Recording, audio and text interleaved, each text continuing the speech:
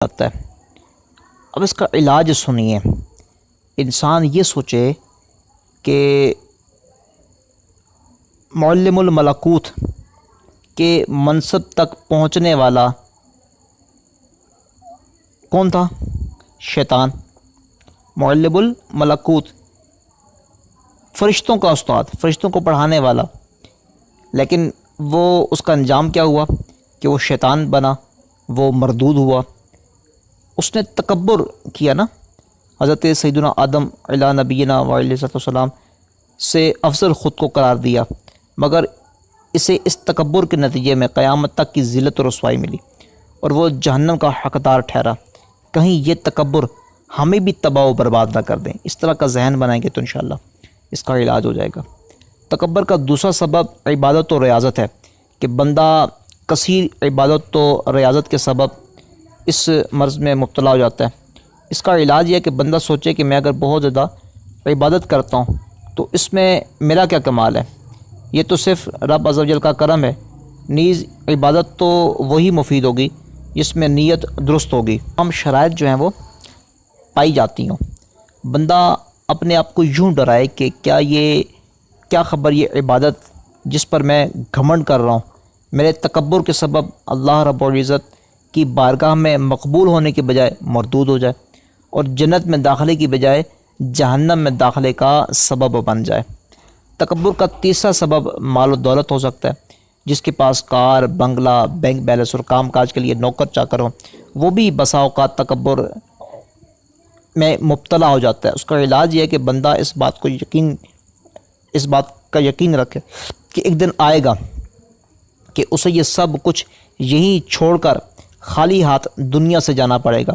کفن میں نا جیب نہیں ہوتی، تھیلی نہیں ہوتی، نہ قبر میں تجوری، پھر قبر کو نیکیوں کا نور روشن کرے گا، نہ کہ سونا چاندی اور مال و دولت کی چمک دمک۔ لہٰذا اس فانی اور ساتھ چھوڑنے والی شے کی وجہ سے تکبر میں مبتلا ہو کر اپنے رب عز و جل کو کیوں ناراض کیا جائے۔ تکبر کا چوتھا سبب حسب و نسب ہے کہ بندہ اپنے آباء و اجداد کے بل بوتے پر اکڑنا اور دوسروں کو حقیر جاننا شروع ہو جائے۔ یہ ہوتا ہے بعض اوقات کہ میرے والد صاحب جو ہے نا وہ کرنل ہیں، میجر ہیں، فلاں آفیسر ہیں، فلاں سرکاری آفیسر ہیں، فلاں جاگیردار کا میں جناب پوتا لگتا ہوں، تو میرے ماموں یہ ہیں، میرے چاچو یہ ہیں۔ اکثر یہ جملے آپ نے لوگوں سے سنے ہوں گے۔ اس کا علاج یہ ہے کہ جب بندہ اپنا یہ مدنی ذہن بنائے کہ دوسروں کے کارناموں پر گھمنڈ کرنا عقل مندی نہیں بلکہ جہالت ہے، اور آباء و اجداد پر فخر کرنے والوں کے لیے جہنم کی وعید ہے۔ یہ سنیے گا، رسول اللہ صلی اللہ تعالیٰ علیہ وآلہ وسلم نے ارشاد فرمایا، اپنے فوت شدہ آباء و اجداد پر فخر کرنے والی قوموں کو باز آ جانا چاہیے، کیونکہ وہی جہنم کا کوئلہ ہے، یا وہ قومیں اللہ عز و جل کے نزدیک گندگی کے ان کیڑوں سے بھی حقیر ہو جائیں گے جو اپنی ناک سے گندگی کو کر دیتے ہیں۔ اللہ عز و جل نے تم سے جاہلیت کا تکبر اور ان کا اپنے آباء پر فخر کرنا ختم فرما دیا۔ اب آدمی متقی و مومن ہوگا یا بدبخت و بدکار، سب لوگ حضرت آدم علیہ السلام کی اولاد ہیں، اور حضرت آدم علیہ السلام کو مٹی سے پیدا کیا گیا۔ کتنا زبردست فرمانے عالی شان۔ یقین کریں یہ سنیں گے نا انشاءاللہ تو جو اپنے آباء و اجداد پر تکبر کرتے ہیں تو وہ انشاءاللہ ان کا علاج ہو جائے گا۔ تکبر کا پانچواں سبب عہدہ و منصب ہے۔ اس کا علاج یہ ہے کہ بندہ اپنا یہ ذہن بنائے کہ فانی پر فخر نادانی ہے، کیونکہ عزت و منصب کب تک ساتھ دیں گے۔ جس منصب کے بل بوتے پر آج اکڑتے ہیں کل کو چھن گیا تو انہی لوگوں سے منہ چھپانا پڑے گا جن سے آج تحقیر آمیز سلوک کرتے ہیں۔ آج جن لوگوں پر چیخ چیخ کر حکم چلاتے ہیں، ہو سکتا ہے کل انہی سے کوئی کام ایسا پڑ جائے جو ہمارے تکبر کو خاک میں ملا دے۔ اس لیے کیسا ہی منصب یا عہدہ مل جائے پر اپنی اوقات نہیں بھولنی چاہیے۔ تکبر کا چھٹا سبب کامیابی و کامرانی ہے کہ جب کسی کو پے در پہ کامیابیاں ملتی ہیں، سکسیس ملتی ہے، تو وہ ناکام ہونے والے لوگوں کو حقیر سمجھنا شروع کر دیتا ہے۔ اس کا علاج یہ ہے کہ بندہ یہ نہ بھولے کہ وقت ایک سا نہیں رہتا۔ بلندیوں پر پہنچنے والوں کو اکثر واپس پستی میں آ جانا پڑتا ہے۔ ہر کمال کو زوال ہے۔ کامیابی پر اللہ عز و جل کا شکر ادا کرنا چاہیے، نہ کہ اسے اپنا کمال تصور کرتے ہوئے دوسروں کو حقارت کی نظر سے دیکھنا شروع کر دے۔ بندہ یہ ذہن بھی بنائے کہ جسے میں کامیابی سمجھ رہا ہوں وہ فقط دنیا کی کامیابی ہے جو ایک نہ ایک دن ختم ہو جائے گی۔ اصل کامیابی تو یہ ہے کہ میں اس دنیا سے ایمان سلامت لے جاؤں، دنیا میں رہتے ہوئے آخرت کی تیاری کروں، اپنے رب عز و جل کو راضی کر لوں۔ تکبر کا ساتواں جو سبب ہے وہ ہے حسن و جمال۔ بندہ اپنے ظاہری حسن و جمال کے سبب تکبر میں مبتلا ہو جاتا ہے۔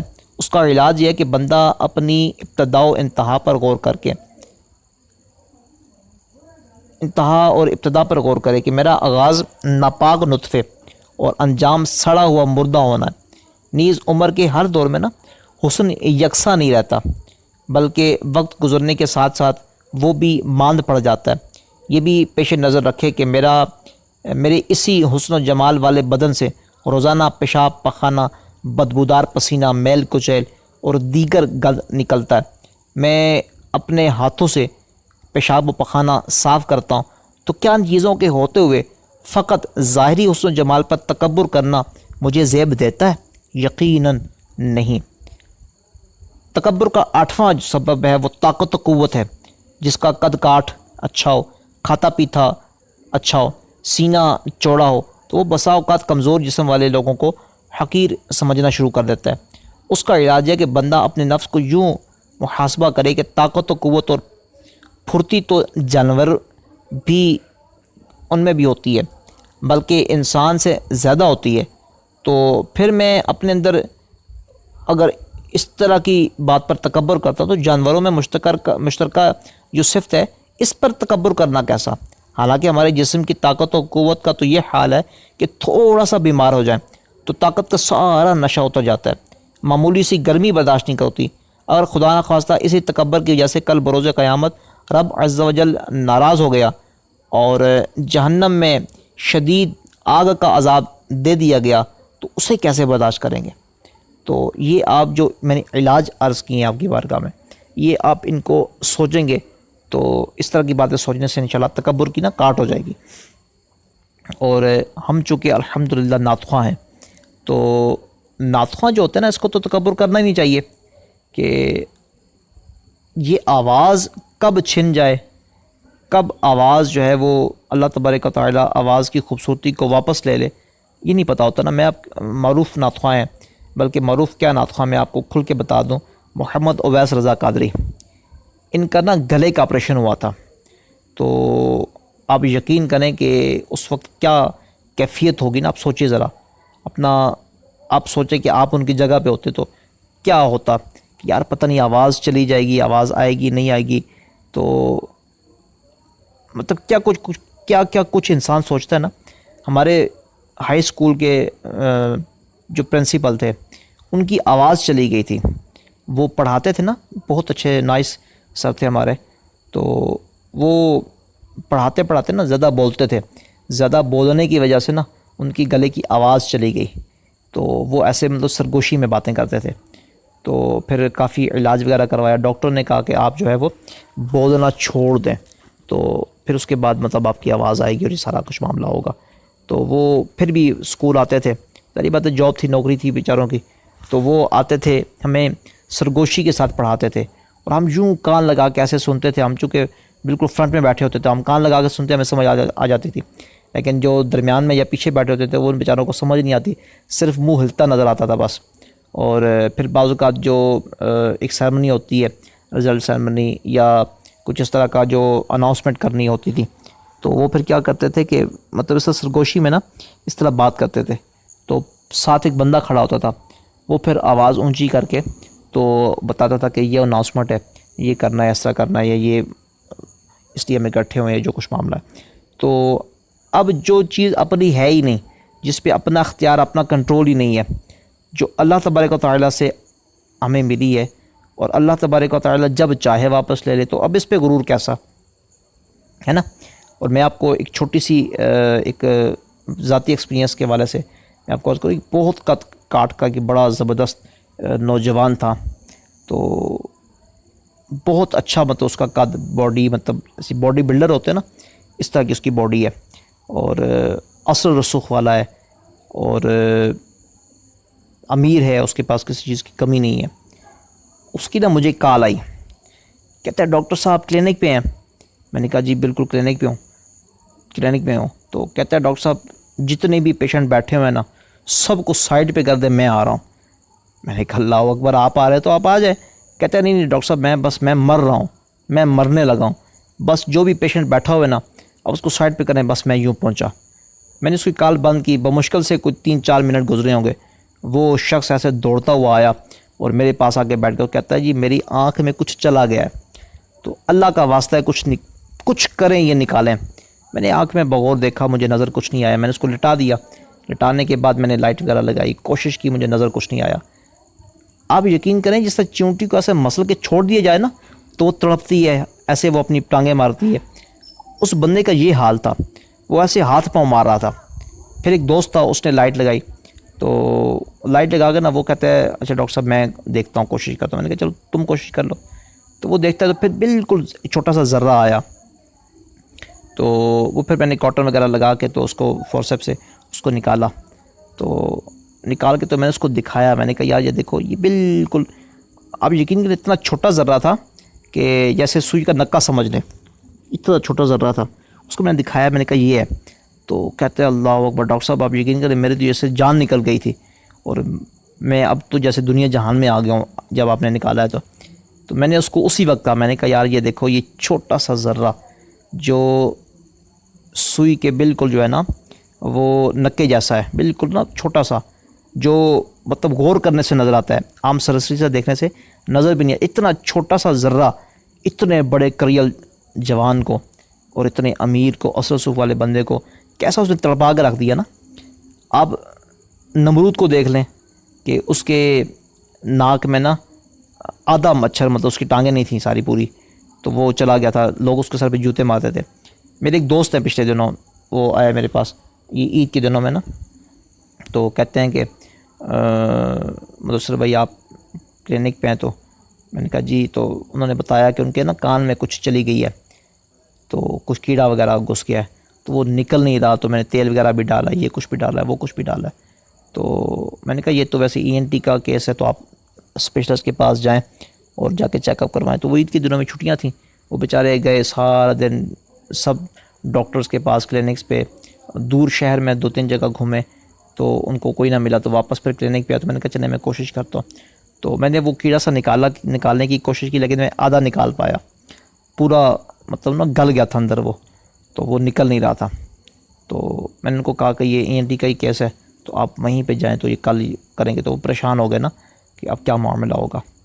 تو میں نے کہا یہ ہوا کیا؟ تو کہتے ہیں یار میں بس دوسرے بھائی لیٹا ہوا تھا، تو رات کا ٹائم تھا غالباً، تو مطلب یہ اس طرح لیٹا ہوا تھا، اچانک نا کان میں کچھ مطلب ایسے جیسے بجلی کی سپیڈ سے نا ایسے تیزی سے کچھ چیز گھسی ہے، تو مجھے سمجھ نہیں ہے، میں نے یوں ہاتھ سے مارا تو کچھ سمجھ نہیں آئی، تو جب اس نے اپنے ہاتھ پاؤں مارے نا، ٹانگیں ماری، تو پھر مجھے احساس ہوا یار یہ تو کوئی زندہ چیز ہے جو کہ میرے کان میں گھس گئی ہے، کوئی کیڑا شیڑا۔ تو آپ یقین کریں اس بندے کا چہرہ یوں مطلب ایسے نہ اتر گیا کہ اب تو مطلب میں ڈاکٹر کے پاس سے ENT کا اسپیشلسٹ جو تھا اس کے پاس سے ہو کے آگیا، وہ ملا نہیں ہے۔ اب یہ جو میرے بھائی ہیں ڈاکٹر ہیں، تو انہوں نے بھی مجھے کہا کہ بھائی میں آدھا تو نکال دیا، لیکن آدھا بھی رہتا ہے، ابھی اندر سے وہ گل گیا نا، دن تو ٹائم کافی گزر گیا تھا، تو وہ چیزیں وغیرہ ڈالتے رہے، تو ابھی میں پھر جاؤں گا، پھر کیا ہوگا؟ یقین کریں ان کا چہرہ ایسے نا بالکل لٹک گیا تھا۔ تو میں نے اس وقت انہیں کو کہا، میں نے کہا دیکھیں انسان کیا چیز ہے، انسان اپنے آپ کو جب ٹھیک ہوتا ہے کیا سمجھتا ہے، میں یہ کر دوں گا، میں وہ کر دوں گا، میں تیری گردن اڑوا دوں گا، میں تیری زبان کھینچ لوں گا، میں تیری آنکھیں نکالوں گا، تو مجھے جانتا نہیں ہے، کس طرح کی تڑیاں لگاتا ہے۔ اور بعض اوقات وہ انسان جو ہے وہ دھمکی آمیز لہجے میں کیا کیا کچھ نہیں کہتا کہ میں یہ کر دوں گا اور وہ کر دوں گا، ایسے کر دوں گا، یہ ہو جائے گا، وہ ہو جائے گا۔ تو بعض اوقات ہم کیا کرتے ہیں کہ کسی کو ڈرا دھمکا رہے ہوتے ہیں، بعض اوقات ہم کسی کی ہیلپ کر رہے ہوتے ہیں، ہم کہتے ہیں بس میں آ جاؤں، بس میں جب آ جاؤں گا نا تو تمہاری ساری مسئلے پریشانیاں حل ہو جائیں گی۔ ارے انسان چیز کیا ہے؟ انسان کی آنکھ میں چھوٹا سا ذرہ پڑ جائے انسان کو تڑپا کے رکھ دیتا ہے۔ میں خود آپ سے اپنا اگر عرض کروں تو میرے کان میں ایک دفعہ رات کو میری آنکھ میں نا ذرہ چلا گیا.